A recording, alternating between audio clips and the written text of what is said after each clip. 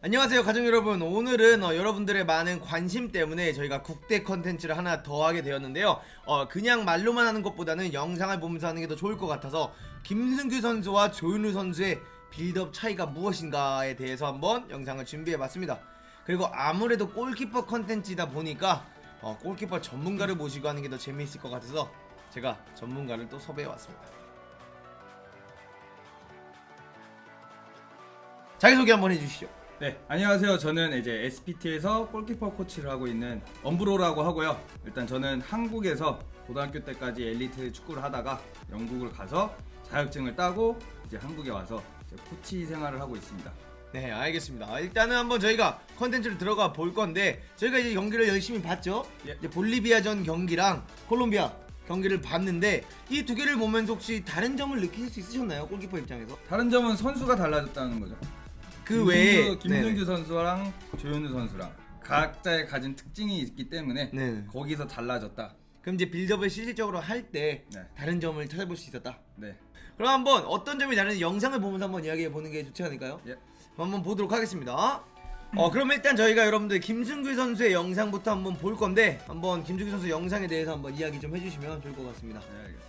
먼저 김승규 선수의 장점은 빌드업을 할 때, 반대 전환을 할 때 몸을 미리 여는 습관이 있다. 그래서 이게 굉장히 중요해요. 그냥 압박이 들어오고 안 들어오고가 중요한 게 아니라 얘가 반대 전환을 해서 좀 더 좋은 옵션을 가져갈 수 있냐. 왜냐, 반대 전환을 못하면 반쪽밖에 못 쓰잖아. 그렇죠. 반대를 못 나가잖아. 그렇죠. 그럼 경기장을 전체를 다 쓰는 게 아니에요. 그래서 김승규 선수의 이 플레이 장면을 보시면 네. 반대 전환할 때 미리 몸을 여는 습관을 알 수 있는데 하프턴이라고 그러죠. 이게 네네. 자연스럽게 나와요. 자연스럽게 나오기 때문에 압박이 오든 안 오든 여는 거에 있어서 거부감이 없다.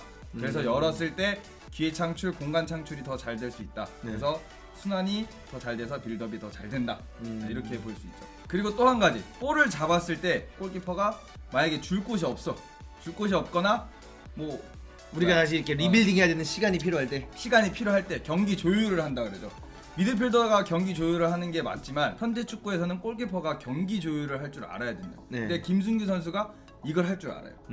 이게 두 번째 장점이고, 그게 이제 보여지는, 이 장면에서 보여지는 것처럼 어떻게 보면 김승규 선수가 볼을 잡았을 때 급하게 바로 처리하지 않고 본인이 공을 들고 올라간다든가 이제 이런 부분에 대해서 말씀을 하시는 거죠. 네. 그리고 볼을 잡았을 때 여유가 있잖아요. 여유가 없는 선수는 벌써부터 볼을 잡자마자 킥을 할 준비를 해요. 그러니까 선수가 있건 없건 나는 무조건 길게 차야 돼. 왜냐면 볼을 오래 가지고 있으면 안 돼. 이런 심리가 있기 때문에 그렇죠. 조금 릴렉스한 모습을 많이 보여주죠.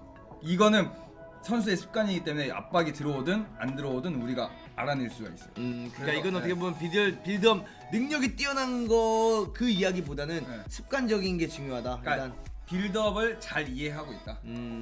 이해도가 높다. 빌드업을 해야 되는 그런 거를 이해를 하고 있다. 왜냐면 골키퍼가 급하게 되면 급하게 걷어내고, 그렇게 되면 선수들도 급해지기 때문에 후반 빌드업을 중요시하는 벤투 감독 입장에서는 이런 골키퍼의 여유로움, 이런 걸 더 인상 깊게 볼 수 있다. 약간 두 번째 장점이죠. 네, 약간 이제 비유를 하자고 하면 이런 것 같아요. 방금 말씀하신 게 골키퍼가 불안하게 볼 처리를 하는 거를 센터백에게 넘겨주면 센터백이 그 불안감을 그대로 안고 가게 되는 거고, 센터백이 공을 잡고 있을 때 미드필더한테 패스를 주는데 애매하게 준다거나 내가 불안한 느낌을 받으면서 줘버리면 그 미드필더도 괜히 그 압박 심리를 가져간다는 이제 약간 그런 거가 될 수 있겠네요. 선수가 확신이 있어야 되거든. 내가 패스를 할 때 패스에 대한 확신, 킥을 할 때 킥에 대한 확신, 뭐 이런 것들이 있어야 되는데 그런 것들이 아주 몸 제스처에서 잘 보여준다. 네. 그게 두 번째 장점이고, 세 번째는 이제 볼 컨트롤 능력이죠. 이 장면에서 보면은 논스톱으로 치고 나가는 그런 이동 컨트롤하는 장면이 있는데, 그게 밀려 나가는, 이거는 아까도 말했지만 이 선수가 빌드업을 이해하고 있기 때문에 저런 플레이가 나오는데, 저런 플레이가 나올 때 이 컨트롤을 발밑에 딱 붙여서 잡아놓는 게 아니라 항상 김승규 선수는 내 몸 앞에 바로 킥을 할 수 있고 바로 패스를 할 수 있고 이동 컨트롤해서 압박을 조금이라도 덜 받는 그런 센스가 있기 때문에, 그래서 좀 더 유리하지 않나. 그것도 벤투 감독의 입장에서 봤을 때는 그런 점이 또 점수가 높았지 않았나 합니다. 그리고 마지막으로 김승규 선수는 모험을 할 줄 알아요. 모험이라는 게 뭐 어떤 거죠? 근데 골키퍼가 모험을 한다는 건 좀 위험한 발상 아닌가요? 대부분은 그렇게 생각하시는 것 같아요. 지금 뭐 가족님들이나 댓글을 다시는 분들 보면 골키퍼가 모험을 한다? 이렇게 좀 오해하실 수 있는데 그 모험이 어떤 건지 한번 알려주시면 좋을 것 같아요. 가장 큰 예로 에데르손 선수를 예를 들 수가 있는데 네네. 에데르손 선수가 수루 패스를 하죠. 그렇죠. 골키퍼가 수루 패스를 한다는 거는 마치 금기시되는 상황이었어요. 그 전까지는. 그렇죠. 근데 펩이 나오고 뭐 이런 선수가 나오고 뭐 엄청나게 많은 발전을 이루면서 이제 골키퍼가 공격적인 패스도 할 수 있게 됐단 말이에요. 네. 그 모험을 즐긴다는 건 공격적인 패스를 좋아한다는 거죠. 공격적인 패스를 함으로써 우리가 어쨌든 볼을 가지고 있는데 맨 뒤에서 가지고 있는 것보다 상대방 진영에서 가지고 있어야지 슈팅 찬스도 더 나오고 수비수 흔들기도 더 좋은데 그런 걸 가져갔을 때 미드필더나 이런 선수들이 할 수도 있지만 골키퍼도 할 수 있다는 거죠. 그렇기 때문에 어떻게 보면 골키퍼를 사용해서 4명이서 빌드업하는 게 아니라 5명이 빌드업을 하게 되고 골키퍼를 사용해서 나갔을 경우 상대편 스트라이커 라인을 한 번에 그냥 삭제시켜버릴 수 있다. 골키퍼로 인해. 그렇죠. 그래서 이 선수들이 더 이상은 전방 압박을 못하게 만드는 거죠. 그렇군요. 힘드니까 걔네가 계속 올라오는데 계속 스루 패스 넣어버리고. 수루 패스 넣고 빌드업해서 나가고 지쳐서 못 나와요. 근데 이제 골키퍼가 사실상 이제 여기서 이제 모험을 좋아한다는 것 자체는 골키퍼라는 자리는 실수를 하게 되면 바로 실점으로 이어지는 자리이기 때문에 부담감을 많이 갖고 있는 자리잖아요, 그렇죠? 근데 골키퍼가 그런 자리에서 뛰는 선수가 그런 모험을 한다는 것 자체가 쉽지 않은 거고 그 모험을 할 수 있다는 그런 자신감과 능력이 있다는 것 자체가 굉장히 칭찬을 받아야 된다라는 거죠. 대담성. 그런 게 어쨌든 실수를 하고 실패를 하고 하면 책임을 누가 져요? 김승규 선수가 지는 거예요. 그렇죠. 뭐 거기 골 넣은 선수가 책임지는 거 아니잖아요. 골 먹은 선수가 책임을 지는 거란 말이에요. 그래서 본인이 책임을 지는 거기 때문에 본인 판단해서 이건 100%다 하는 걸 나가는 거기 때문에 이런 걸 아주 적극적으로 하는 건 저는 나쁘지 않다고 봅니다.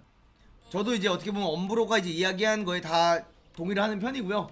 김승규 선수의 매력이 이제 드러나는 부분이 있었는데 여기서 이제 조연으로 넘어가기 전에 제가 물어보고 싶은 질문이 있어요. 이거는 어떻게 보면 제 의견이랑 또 다른 분의 의견을 듣는 거는 시청자분들에게 다를 수가 있기 때문에 물어보고 싶은데 김승규 선수가 빌드업 능력이 엄청 뛰어난 선수인 건 아닌 거죠? 우리나라 선수들에 비해 잘하는 편인 거지 뛰어난 거라고 볼 수는 없는 거죠. 아니면은 뭐 그 평가를 어떻게 들 수 있을까요? 근데 제가 말하고 싶었던 건 4년 전, 5년 전이죠. 아시안컵을 했을 때 네. 그 전 아시안컵을 했을 때 호주 아시안컵을 했을 때 김진현 선수가 뛰었단 말이에요. 그렇죠. 그때도 슈틸리케는 빌드업을 하고 싶어했던 축구를 했단 말이에요. 하고는 싶어 했죠. 하고는 싶어했어요. 약간 틀이 없었지. 네. 하고는 싶어해서 빌드업 축구를 어쨌든 했어요. 점유를 가져가서 골키퍼가 발밑이 줘야 된다 그래서 김승규 선수 대신 김진현 선수를 선택했어요. 그럼 그 당시 김승규 선수는 발밑이 안 좋았다는 증거죠. 근데 지금은 김진현 선수 제치고 김승규 선수가 뛰고 있단 말이에요. 그렇죠. 그리고 결국엔 김진현 선수가 은퇴를 했고, 근데 제가 봤을 때는 발전을 했어요. 분명 뛰어나지 않았던 선수예요. 빌드업 분명히 안 좋았어요. 4, 5년 뭐 3, 4년 전에 뭐 일본 가기 전에 일본 가고 나서도 안 좋았어요. 근데 일본에 어쨌든 가서 계속 그걸 배웠어요. 시도해보고 네, 시도하고 배우니까 배웠어요. 배워서 완전히 오늘 봤을 때 저의 입장은 볼리비아전을 봤을 때 저의 입장은 완전히 자기 거를 만들었다. 충분히 이제 네. 여기서 어떻게 보면 그 얼마나 실수를 덜 하느냐의 네. 차이인 거지. 네. 어떻게 보면 수준급까지는 올라온 네, 상태다. 어느 정도의 수준에 올라왔다. 예전에 인상은 별로 안 좋았어요, 저도. 근데 볼리비아전을 보면서 완전히 자기께 된 게 저는 그걸 느꼈어요. 저도 솔직히 근래에 많이 느꼈어요. 저도 이제 김승규 선수가 빌드업이 좋다 이런 말이 나왔을 때 무슨 빌드업이 좋냐라는 생각을 가지고 있던 사람인데 근래 보면 솔직히 많이 좀 좋아진 것 같고 이렇게 미드필더한테 이런 적극적인 패스 넣어주는 걸 제가 본 적이 없었는데 이런 걸 이렇게 논스톱으로 돌려놓는다든가 이런 걸 봤다는 것 자체가 그쵸. 저는 역시 하면 느는구나. 그리고 이런 걸 했을 때 얼마나 더 멋진 장면이 나오느냐를 이제 보면은 저도 이제 많이 늘었다라고 생각은 해요. 근데 이제 워낙 저희가 바라보는 기준이나 바라보는 선수들이 에데르손 막 이런 높은 선수를 보다 보니까 그죠. 그런 선수가 네. 비교했을 때는 동료 선수들도 떨어지고요. 그렇죠. 우선 김승규 선수도 떨어질 수 있겠지만 저는 그 편견은 깨졌다고 봅니다. 그래서 충분히 수준급까지 올라갔다라고 네. 볼 수 있는 거네요. 네. 일단 굉장히 재미있는 이야기였는데 여러분들은 요거 보시면서 어떻게 생각하시는지에 대해서 한번 댓글 한번 남겨주시면 재미있을 것 같네요. 그러면 이번에는 어떻게 한번 조윤우 선수로 넘어가 볼까요? 네.